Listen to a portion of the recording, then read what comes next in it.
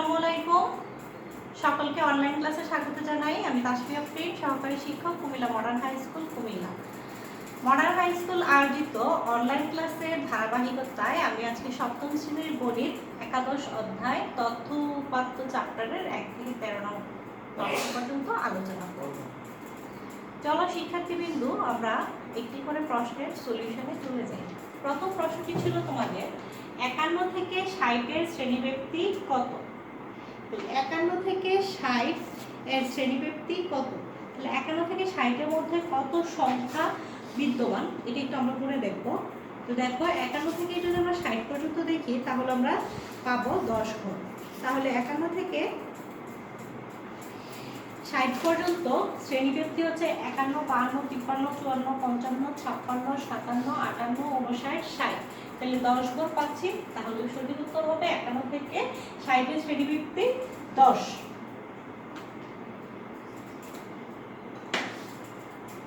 তাহলে সঠিক আনসার হচ্ছে 10। 60 থেকে 70 শ্রেণীর মধ্যবিন্দু কত? তাহলে মধ্যবিন্দু আমরা কিভাবে নির্ণয় করব? দেখো, মধ্যবিন্দু নির্ণয়ের জন্য আমরা দুটি সংখ্যাকেই যোগ করব। 60 যোগ 70, এই দুটো সংখ্যাকে যোগ করে আমরা 2 দিয়ে ভাগ করব। তাহলে 60 এবং 70 যোগ করলে কত হয়? 130 ভাগ 2। 130 কে যদি 2 দিয়ে ভাগ করি আমরা পাবো 65।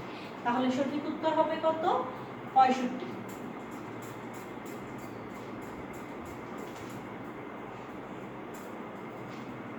থেকে 70 শ্রেণীর মধ্যবিন্দু হচ্ছে 65।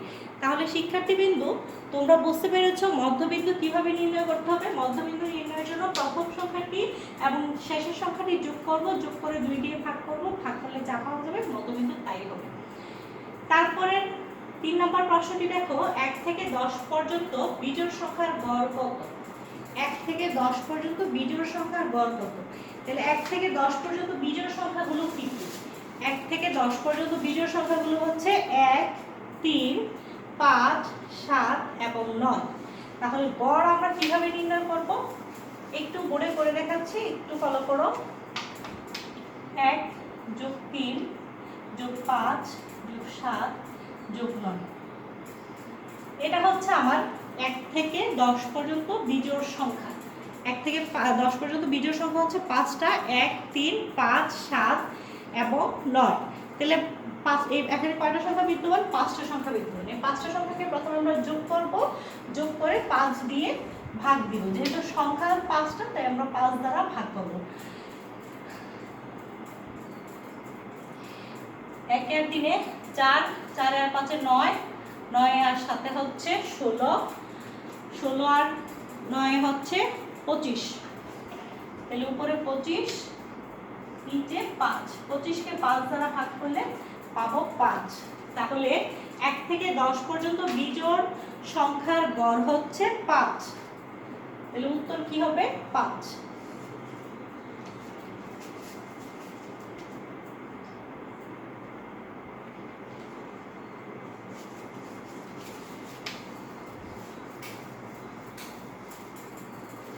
চার নম্বর প্রশ্নটা দেখো,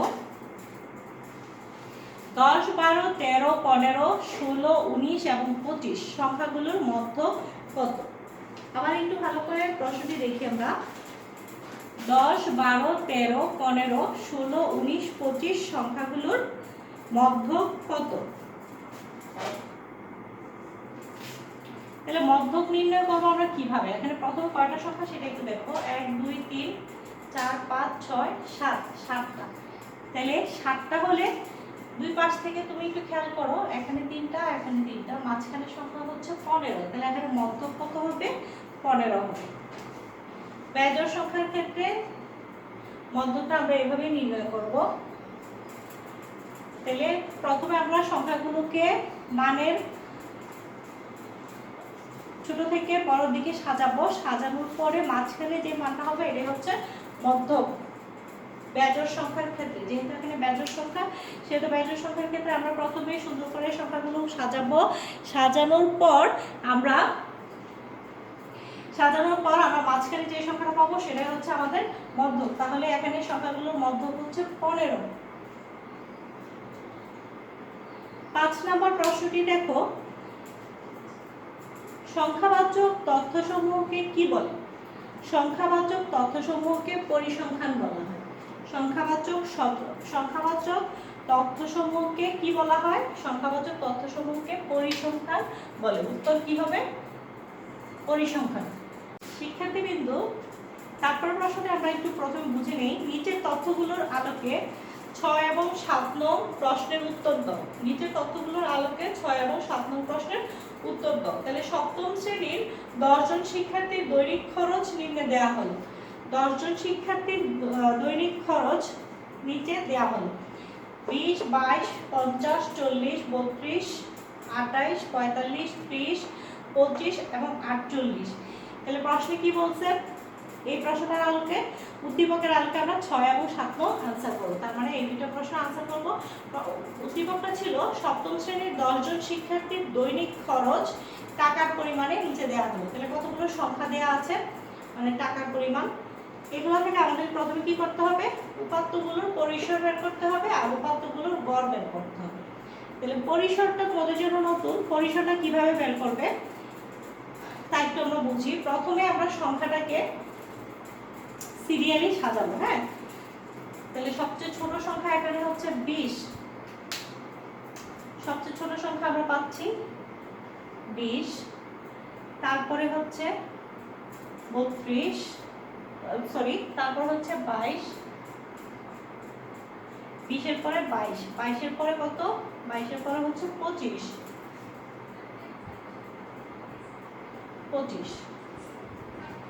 25 এর পরে হচ্ছে 28। 28 এর পরে আমরা পাচ্ছি 30। 30 এর পরে পাচ্ছি আমরা 32।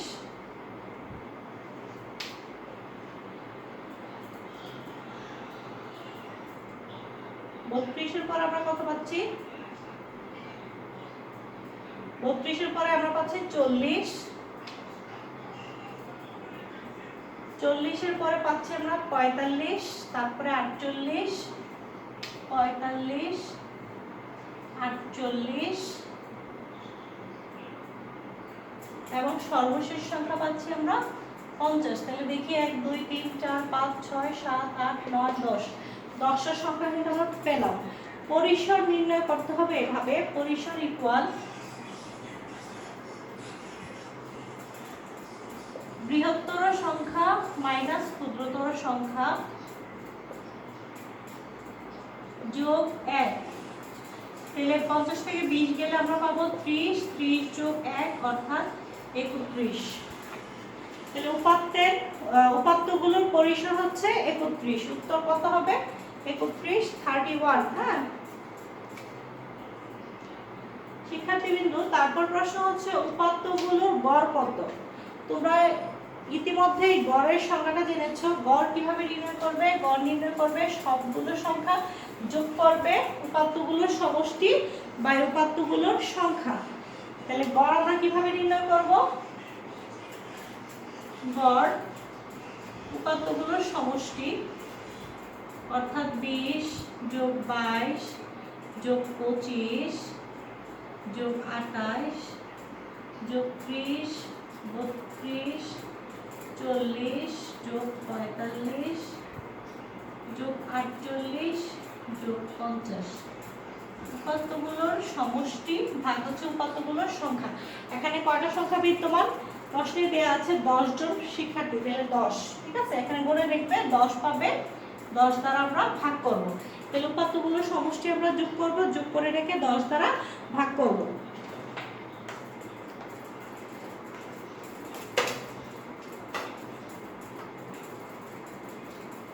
20 যোগ 22 যোগ 25 যোগ 28 যোগ 30 যোগ 32 যোগ 40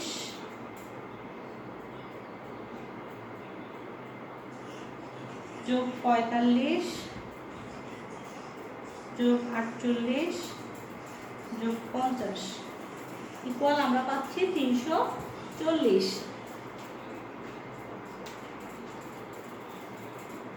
পাচ্ছি 340 ভাগ 10। 340কে যদি আমরা 10 দ্বারা ভাগ দিই আমরা পাবো 34। তাহলে উত্তর কত হবে? 34 হবে।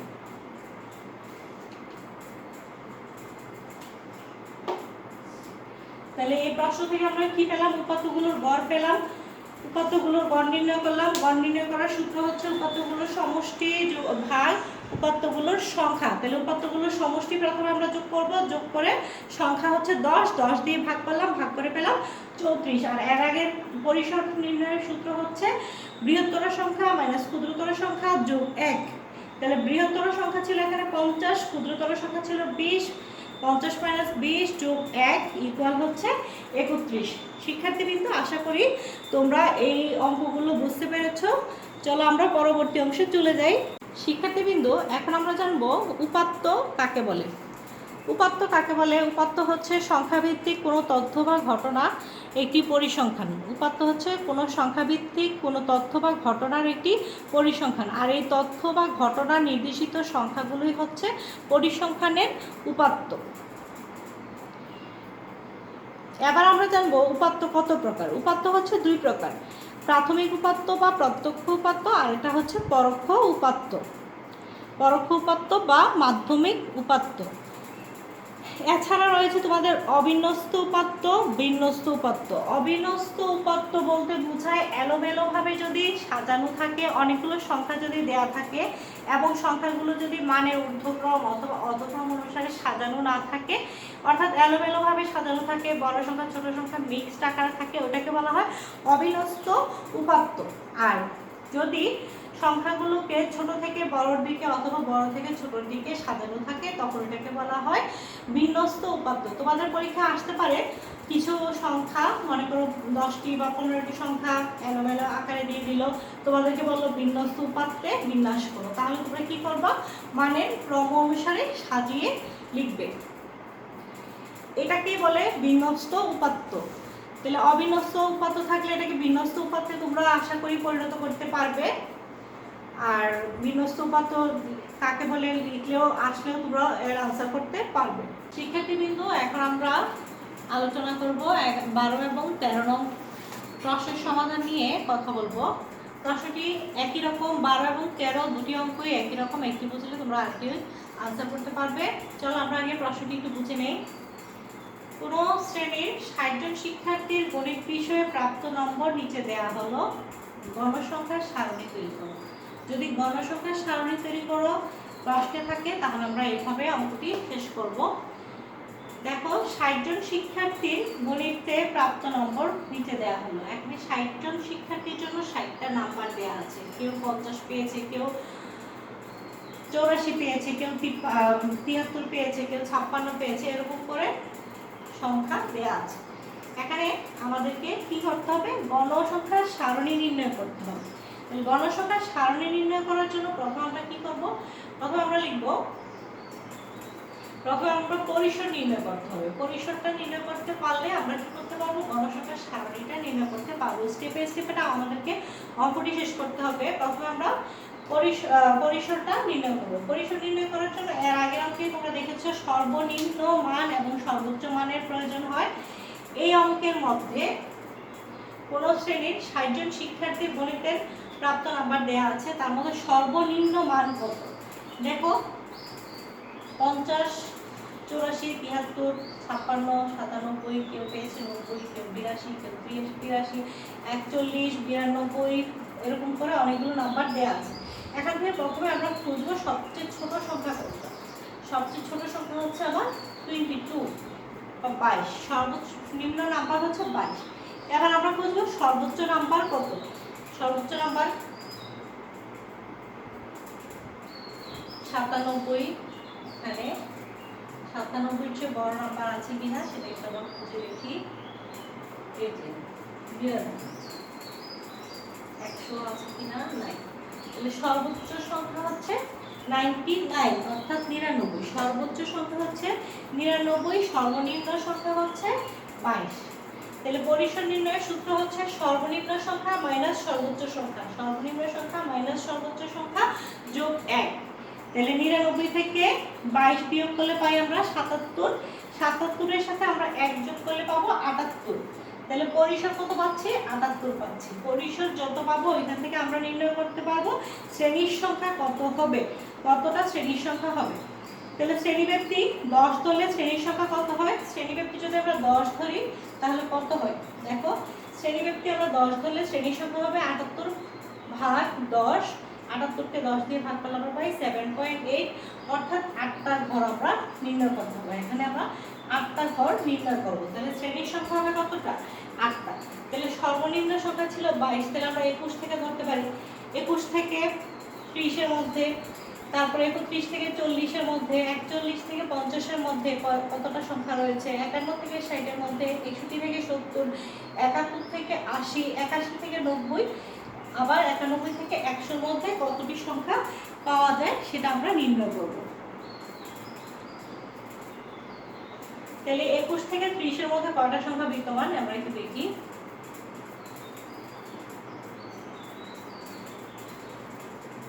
22 একটা পেলাম,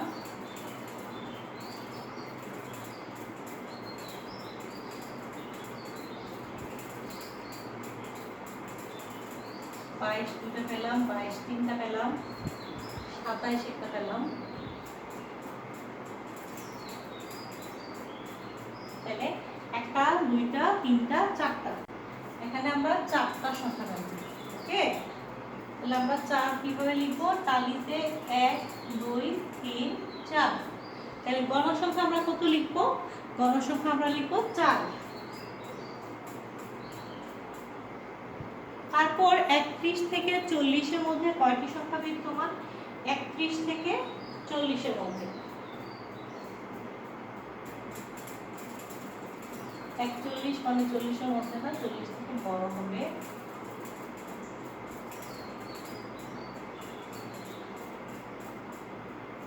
একটি সংখ্যা পেলাম, 31।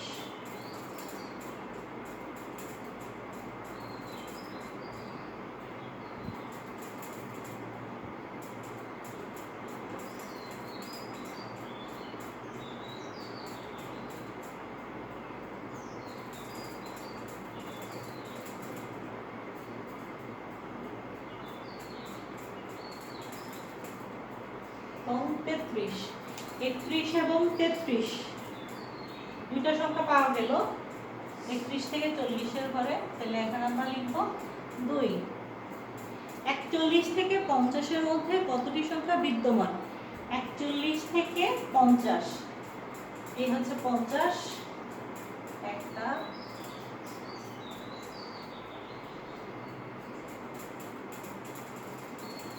41, দুইটা, 42, তিনটা, 4টা, 5টা, 6টা, 7টা, 8টা,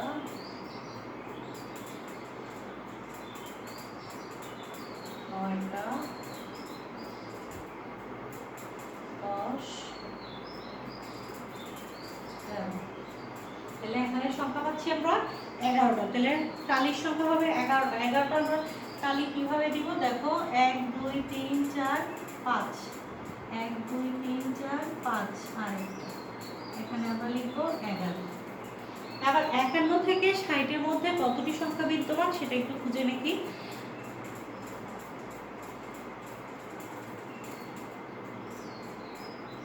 51 থেকে 60 এর মধ্যে একটা, দুইটা,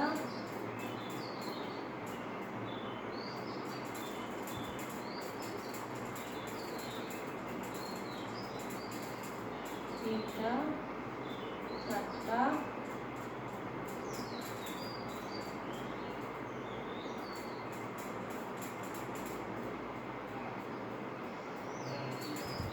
5টা, 6টা, 7টা।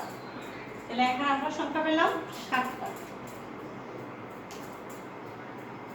1 2 3 4 5 6 7, এখানে লিখবো আমরা 7। 61 থেকে 70 এর মধ্যে কতটি? এবার আমরা নির্ণয় করবো 61 থেকে 70-এর মধ্যে কতটি। 61 থেকে 70,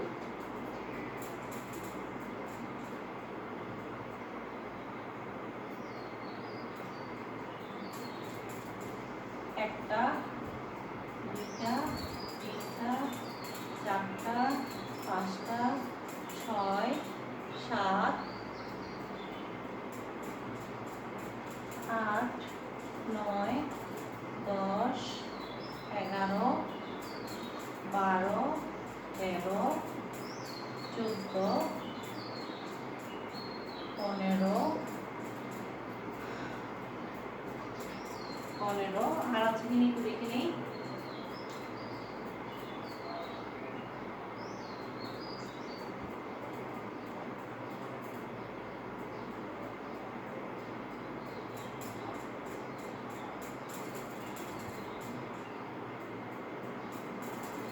পনেরো, 16, 16টি, টোটাল 16টি সংখ্যা পেয়েছি। তাহলে আমরা এখানে দিব 1, 2, 3, 4, 5, 10,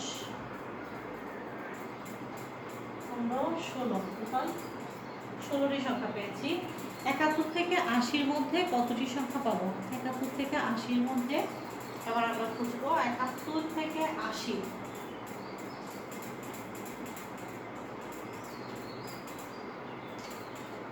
1,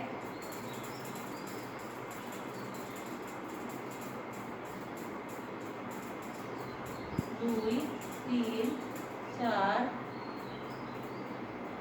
5, 6,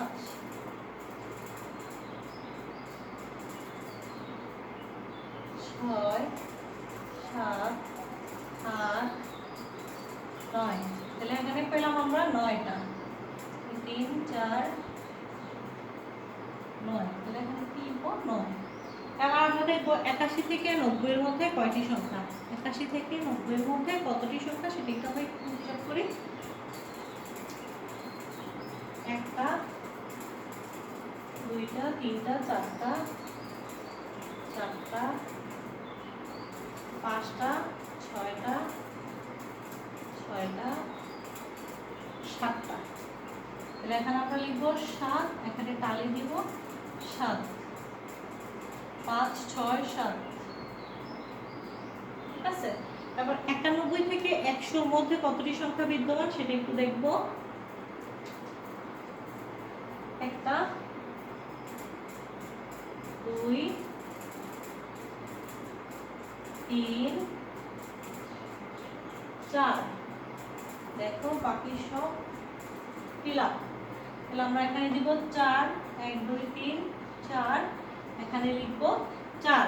এই সবটার যোগফল, এই সবটার যোগ করলে আমরা পাবো 60। তাহলে গণসংখ্যা হবে 60। তাহলে শিক্ষার্থীবৃন্দ তোমরা আশা করি বুঝতে পেরেছো। আরেকটি কথা, আমি এখানে দাগ দিয়ে এক একটা সংখ্যাকে এক একভাবে দাগ দিয়ে চিহ্নিত করেছি, কারণ অনেকগুলো সংখ্যা এখানে এই ধরনের অঙ্ক আসলে 60টা সংখ্যা, 70টা সংখ্যা, এরকম অনেক বেশি সংখ্যা থাকতে পারে। তো এই এতগুলো সংখ্যার মধ্যে কিন্তু তোমরা সংখ্যা খুঁজে বের করাটা খুব কঠিন হয়ে যাবে যদি তোমরা কেটে না দাও। ধরো 21 থেকে 30-এর মধ্যে আমি একটা দাগ দিলাম, দাগ দিয়ে কেটে দিলাম, খুঁজে বের করে চারটা ঘর পেলাম, 4 লিখেছি। তারপরে 31 থেকে 40-এর মধ্যে দুইবার দুইটা সংখ্যা পেয়েছি, 2 লিখেছি। 41 থেকে 50-এর মধ্যে 11টা সংখ্যা পেয়েছি, আমি 11 দিয়েছি। এরকম করে করে সবগুলো সংখ্যা আমি নির্ণয় করলাম। তারপর গণসংখ্যা বা ঘটন সংখ্যা আমি সবগুলো যোগ করে 60 লিখে দিলাম। শিক্ষার্থীবৃন্দ আশা করি তোমরা এই অঙ্কটি বুঝতে পেরেছো। এই অঙ্কটি বুঝলে তোমরা 13 নং প্রশ্নেরও আনসার করতে পারবে। এই চ্যাপ্টার থেকে তোমাদের মাস্ট এরকম একটা প্রশ্ন থাকবেই। তোমরা আশা করি অঙ্কটি ভালোভাবে বুঝতে পেরেছো এবং এটি বুঝলে অন্য এরকমভাবে যে অঙ্কই দেখ তোমরা আশা করি উত্তর দিতে পারবে। শিক্ষার্থীবৃন্দ আজকের ক্লাস এই পর্যন্তই। পরবর্তী ক্লাস দেখার আমন্ত্রণ রইল। সেই সাথে তোমরা সবাই ভালো থাকবে, সুস্থ থাকবে। আল্লাহ হাফেজ।